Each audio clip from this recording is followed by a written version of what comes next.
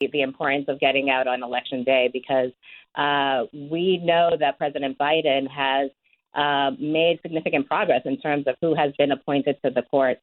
And courts matter, right? They hear the cases that impact our everyday lives. Here, there was a panel of 3 judges, and there were 2 judges, Judge Newsom and Judge Lusk, who ruled in favor of the injunction. And then there was 1 judge appointed by Clinton, I believe, who wrote a very lengthy dissent. So the 2 judges who found in favor of the injunction, they found that the plaintiff here had standing. And then the judge, who was appointed by Clinton and wrote a very lengthy dissent, disagreed. He disagreed very strongly and found that here they did not have standing because they did not make the adequate showing to demonstrate that they actually suffered some kind of injury. And so, again, I'm grateful for all of the work that Barbara has done to advance voting rights because they are so critically important. Our organization has done a lot around judicial nominations to ensure that the judges who are appointed, who are nominated, reflect the great diversity of this country, that they reflect the diversity in terms of experience, that they have experience doing civil rights law, working on behalf of workers, working on criminal justice issues. Those are the types of experiences that we need to have on our courts today, because when we're dealing with issues that impact the communities that we serve, we need judges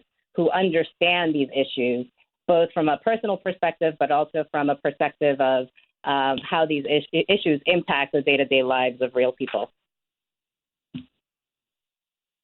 Yes, and let's talk about this, because I thought it was fascinating that, Rosenbaum and the opinion and the dissent, really took to this question of standing. And everybody who's listening, just think about this. You just can't walk into the court and say, I want to sue my neighbor because I don't like their plants. I think they got all these purple plants and I'd rather they be pink. You can't do that. You got to have a grounds, some kind of real controversy, some kind of real dispute. You got to have, real injury. You got to have, standing. Standing is the ability to actually allege in court a real case or controversy. And in order to prove that, you got to prove some sort of personal real injury that, causes, some form of damage, to yourself. Now, for those of you who have been following the news, you know that there was a major Supreme Court case that just came out involving in vitro fertilization, IVF, and the question of the drug milvestrone, and whether or not you could use this, if this drug that induces abortions could be legally sold, and legally doctors could administer it. Now, the doctors who brought the case alleged that they were injured because, and the court said in the ruling and throughout the case, not because they disagreed with the argument and the position of these doctors, but they said that they couldn't show any injury, that they couldn't show standing. That whole case is about standing. And standing is not a doctrine that is just, there. It is fundamental. It's a prerequisite in order to have a case heard. So what do you think, Darley, based on this new ruling? Does it impact the Fearless case at all? Yeah, so it's interesting that you bring up standing because clearly the Fearless Fund case has gotten a lot of attention. It's still at the preliminary injunction phase, so it's still at a very early stage in the litigation. And the case still has to be heard on the merits, right? So there's likely more to come. So I think that it's very important to make that clear that this is at a very early stage in the litigation. The second thing is that after the SFFA ruling, which is about to have its one-year anniversary, last year when the Supreme Court issued the ruling in the Harvard and the UNC cases undermining affirmative action at those two specific schools, but obviously that ruling had a much broader implication for not only higher education admissions, but we saw an effect, a very broad effect on sectors outside of higher education. And so we saw an uptick in litigation and lawsuits on behalf of white men, alleging reverse discrimination against programs designed to benefit Black communities and communities of color, including this case against the Fearless Fund. But there have been others. There have been cases filed against a program involving Progressive Insurance that similarly provided grants to businesses led by people of color and by Black people. There were lawsuits filed against Amazon that had similar grant programs.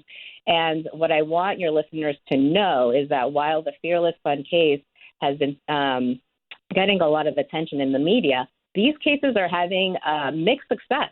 Many of them are being tossed out of court on standing grounds. The case that was brought against Hello Alice and Progressive Insurance, that case was tossed out on standing.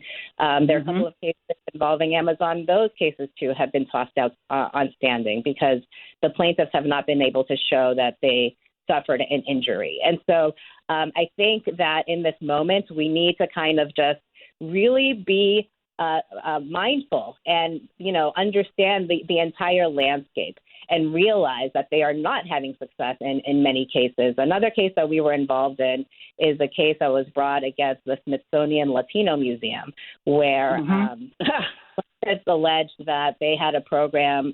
The program was designed to support the development and representation of Latinos in the museum industry because there is a significant underrepresentation of Latinos in that industry because of systemic exclusion and barriers to entering into that field. And so the museum created this program, and they did not consider race. They did not consider ethnicity.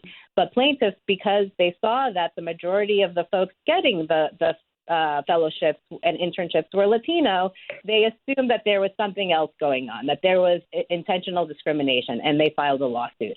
Well, we partnered with Latino Justice and other organizations serving Latino communities very quickly. We filed an amicus brief in that case to not only highlight that this is a program that makes its selections without regard to race or ethnicity, but also that we need programs like this. We need programs that are very intentionally designed to address the systemic barriers that Black folks, the Latinos, and other communities that are underrepresented in our country so that they can receive the same opportunities as those who have not been historically excluded, so that they can gain access to economic opportunities to continue making progress from an economic perspective so that they can support themselves, their families, and their communities, so that they can bring their full selves to their work and really, make our country better. At the end of the day, this is what this is about, right? It's about ensuring that our democracy is as strong as possible, ensuring that our country is as strong as possible. And we can only do that if we dismantle the barriers that have existed for far too long in our country.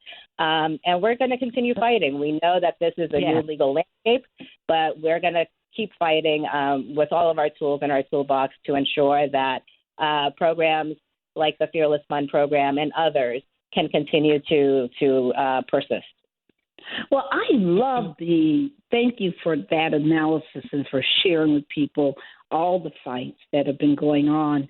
I want people to understand one thing about the Fearless Fund case. This was all private money, right? This was not governmental funds.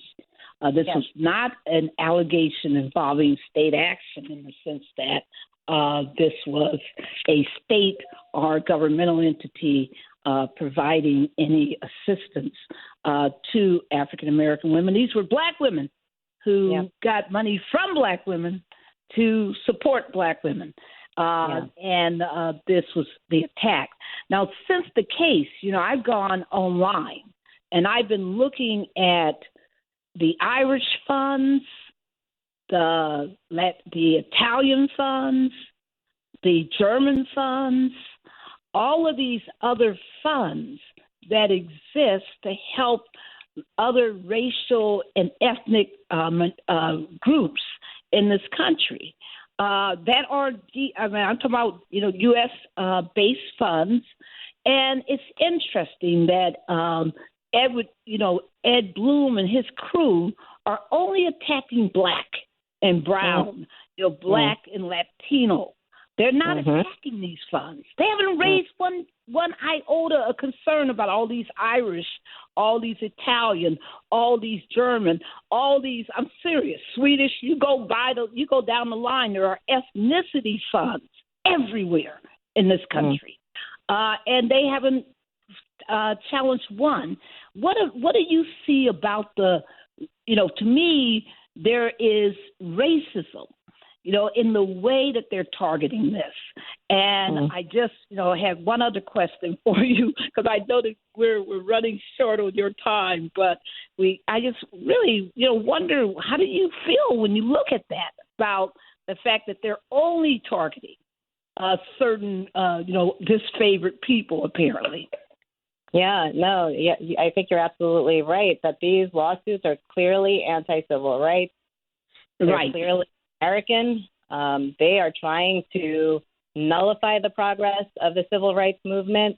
Even beyond that, I think that their goal is really to deter, to scare folks into eliminating these programs. Their goal is to bring us back to a time where many Black people, communities of color, women, and others were excluded from being able to compete and participate on equal terms. And we cannot allow that to happen, right? Their goal is to scare, to frighten, to deter. And we have been doing a lot of work to engage in outreach, engage in education, to really inform folks that, look, the SFFA case dealt with higher education admissions. It dealt with one public institution, and it dealt with one institution receiving federal funding, right? That case does not change the law in other areas, right? And so the cases that they're now bringing under laws like Section 1981 that is aimed to prohibit discrimination in contracting, cases that they're bringing against programs in the workplace, et cetera, the SFFA did not change the law in those cases.